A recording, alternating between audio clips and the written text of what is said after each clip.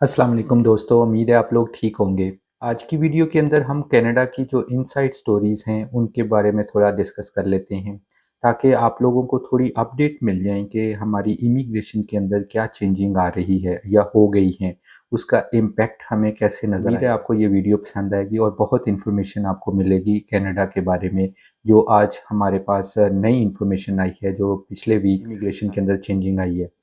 तो अपनी वीडियो का आगाज़ करते हैं।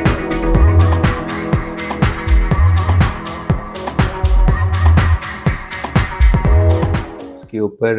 जो इन्फ्लेशन है वो किस तरह लोग जो हैं उसके ऊपर आवाज़ उठा रहे हैं और बहुत सारे कंट्रीज़ के अंदर चेंजिंग हो रही हैं और उनके जो वर्क परमिट हैं अब वो नेक्स्ट ईयर से एक्सटेंड नहीं करेंगे और जिन लोगों के पास शॉर्ट आवर होते थे उनके पास उन्होंने अभी उसको सिर्फ जो है वो कुछ शॉर्ट टर्म के लिए ही जो है ना वो एक्सटेंड किया है, वरना उनके पास वापस जो है वो सेम आवर आ जाएंगे। तो इसी तरह जो एसाइलम्स हैं उनके लिए दूसरी जो कंट्रियां हैं जिसमें यूके है, उसकी भी पॉलिसीज़ आपने ज़रूर सुनी होंगी कि यूके के अंदर जो अब उन्होंने इमिग्रेशन पॉलिसीज़ चेंज की हैं related to asylum, family income और जो उनके पीएसडब्ल्यू के जो रिलेटेड इंफॉर्मेशन थी। तो जैसे आपको पता है कि कनाडा का जो इन्फ्लुएंस है वो यूके के साथ कितना ज़्यादा है, क्योंकि वहाँ की पॉलिसी हमारी पॉलिसी जो है वो बड़ी मतलब मैच करती हैं। तो ऐसा ही इन्होंने पॉलिसीज़ के अंदर अपना इसको भी डिस्कस करने जा रहे हैं कि जो हमारे बाकी जो इमिग्रेशंस के प्रोग्राम होते हैं, उसको हम किस तरह जो है ना अब चेंजिंग करें या उनमें थोड़ी-सी जो तब्दीली लेके आएँ, ताकि कंट्री के अंदर जो हालात हैं, वो बेहतर हो जाएँ। क्योंकि जो अनडॉक्यूमेंट जो इमिग्रेंट होते हैं जिनका कोई रैकेट नहीं होता, वो जब इकॉनमी के अंदर एंटर होते हैं तो वो फिर जो उसके कॉन्सिक्वेंसेस आते हैं वो कुछ सालों बाद वो नज़र आने शुरू हो जाते हैं। तो अब जो कॉन्सिक्वेंसेस कनाडा को नज़र आ रहे हैं, उसके ऊपर कनाडा अपनी पॉलिसीज़ को चेंज करने जा रहा है, जिसके कि अभी पहली उन्होंने ये जो स्टूडेंट्स वाली मैंने आपको बताई है और इसी की रिज़ेम्बलेंस उन्होंने जो अब यूके के अंदर हुआ है, इसी के अंदर वो अपनी जो नई पॉलिसी है उसको रिव्यू कर रहे हैं कि हम भी उस चीज़ों को जो है ना वो लेके आएँ। जैसे आपको बता देता हूँ कि यूके ने मतलब अभी जो पॉलिसी की है कि उन्होंने जितने भी रेफ्यूजी या असाइलम होंगे वो किसी दूसरे कंट्री के अंदर भेज रहे हैं, वो तो रवांडा के अंदर भेज रहे हैं ताकि वहाँ पे जाके वो एडजस्ट हो सकें।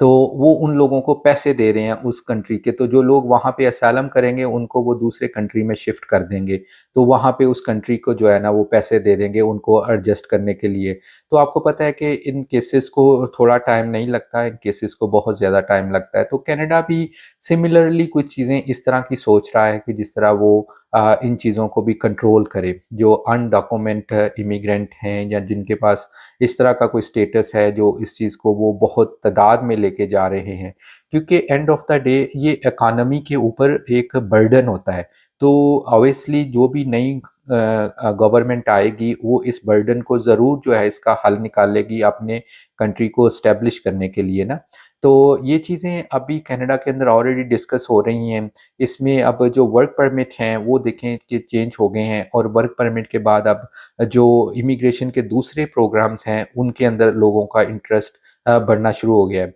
यहाँ पे मैं आपको बता दूँ कि हम लोगों के पास शायद जो होता है ना कि हम सिर्फ विज़िट वीज़ा ले लें या हम ये दूसरी चीज़ें ले लें। हमने कभी अपनी दूसरी ऑप्शन एक्सप्लोर करने कनाडा के अंदर खाली एक्सप्रेस एंट्री वाली स्ट्रीम्स नहीं है। कनाडा के अंदर बहुत ज़्यादा स्ट्रीम्स हैं, जिन प्रोग्राम्स के बारे में आपको एडवर्टाइज़ नहीं होती और आपको उसके बारे में पता नहीं चलता। अगर आप देखते हैं तो हर जो प्रोविंस है उसके अंदर बेशुमार स्ट्रीम्स हैं। कनाडा कोई छोटा मुल्क नहीं है, कनाडा बहुत बड़ा मुल्क है, लेकिन हम उस प्रोग्राम को एक्सप्लोर ही नहीं करते तो हमें उस चीज़ के बारे में नॉलेज नहीं होता। तो अगर आप कनाडा के अंदर जाते हैं, आपको हर प्रोविंस की जो है ना वो डिफरेंट स्ट्रीम्स मिलेंगी। एक्सप्रेस एंट्री है, पीएनपी एंट्री है, स्किल्ड बेस है, रेड सील है और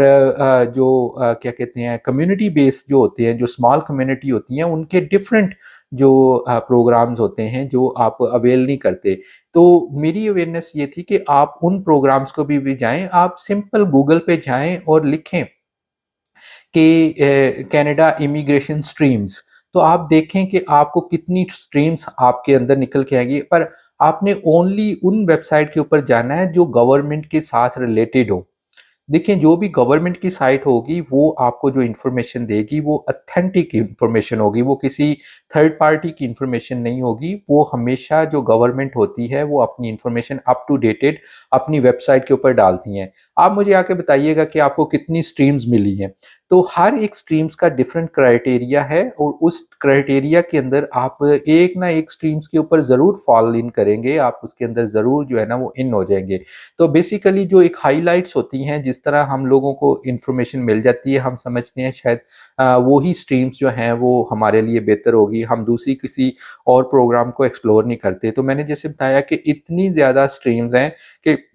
उसके अंदर आप जब जाएँगे तो आपको आइडिया हो जाएगा कि आपने किस प्रॉमिस में जाना है। आपको ज़रूरी नहीं है कि आपने किसी फ़ेमस प्रॉमिस में ही आना है। आपका मकसद तो कनाडा के अंदर आना है ना, तो आप कोई भी प्रॉमिस चूज़ करें, आपको इससे नहीं लेना कि उसकी आबादी कितनी है, उसमें मुसलमान हैं या नहीं हैं, वो आप बाद में भी डिसाइड कर सकते हैं अपनी ज़िंदगी में। लेकिन एट द मोमेंट आप लोगों को कनाडा के अंदर आना ही आना है, तो आप उन इन स्ट्रीम्स को जो है ना वो ज़रूर देखें। तो मैं कुछ आपको स्क्रीनशॉट भी आपके साथ में शेयर करता हूँ कि ये देखें कि ये जो अभी जो न्यूज़ चल रही हैं कनाडा के अंदर इमिग्रेशन के लिहाज से, पॉलिसीज़ के लिहाज से और जॉब के लिहाज से वो किस तरह की चल रही हैं। तो आप ये स्क्रीनशॉट देखें ज़रा, इसको आप देखें कि ये कैसे जो है ना यूके की पॉलिसी चेंज हुई है और कैसे इन्होंने अब कनाडा की तरफ जो है ना कनाडा के मिनिस्टर्स जो हैं इस बारे में सोच रहे हैं कि हम किस तरह जो है ना अपनी इमिग्रेशंस को जो है ना वो कर सकें। तो अभी जैसे स्टूडेंट्स के लिए बहुत मुश्किल हुई है, स्टूडेंट्स के जो मतलब हालात हैं वो बड़े टफ़ हैं और अब जो स्टूडेंट्स हैं वो मूव कर रहे हैं इस प्रोविंस से किसी दूसरे प्रोविंस में, क्योंकि कुछ लोगों के पास जो उनका वर्क परमिट है वो जल्द ही एक्सपायर होने वाला है। तो अब वो किसी दूसरे प्रोविंसेस में मूव करके वहाँ से अपना इस एक्सपीरियंस को ऐड करते हुए अपनी पीआरपी की पीआर की फ़ाइल लगाना चाह रहे हैं, क्योंकि बहुत सारे स्टूडेंट्स के पास एक्सपीरियंस है, उन्होंने यहाँ पे काम किया हुआ है, तो उनका बस राइट एम्प्लॉयर से मिलना है और अपने राइट एम्प्लॉयर से जो है ना अपनी फ़ाइल की नॉमिनेशन करवानी है। तो इस तरह के लोग अब मार्केट में आ गए हैं, तो उसकी वजह से अब जो जॉब्स हैं वो थोड़ी-सी मतलब और दूसरे लोगों को ज़रा थोड़ी कम मिलेंगी, क्योंकि माइग्रेशन हो गई है, स्टूडेंट्स को भी अब इसमें हिस्सा डालना है और जो हमारे न्यू इमिग्रेंट हैं वो भी हैं और साथ में जो विज़िटर पे भी आए हुए हैं, उसके ऊपर भी उन्होंने जो है ना इसके अंदर जॉब्स का जो लेना है। तो जो एक्चुअली हमारा अब सिलसिला चलेगा, वो चलेगा जनवरी के अंदर। तो जो लोग अभी जॉब के लिए रेडी नहीं हो रहे या जॉब के लिए रेडी हैं, उनको अगर अपना कोई मीनवाइल अपना रिज्यूमे अपडेट करना है, अपना कुछ बायोडाटा अपडेट करना है, वो करें। आपको रिस्पॉन्ड आना शुरू होगा जनवरी के तक। जनवरी 2024 के अंदर जब ये लोग वापस आएँगे अपनी वेकेशन के ऊपर, तो फिर आके आप लोगों को रिस्पॉन्ड करेंगे, फिर अब उसी हिसाब से आपको जो है ना रिप्लाई करेंगे।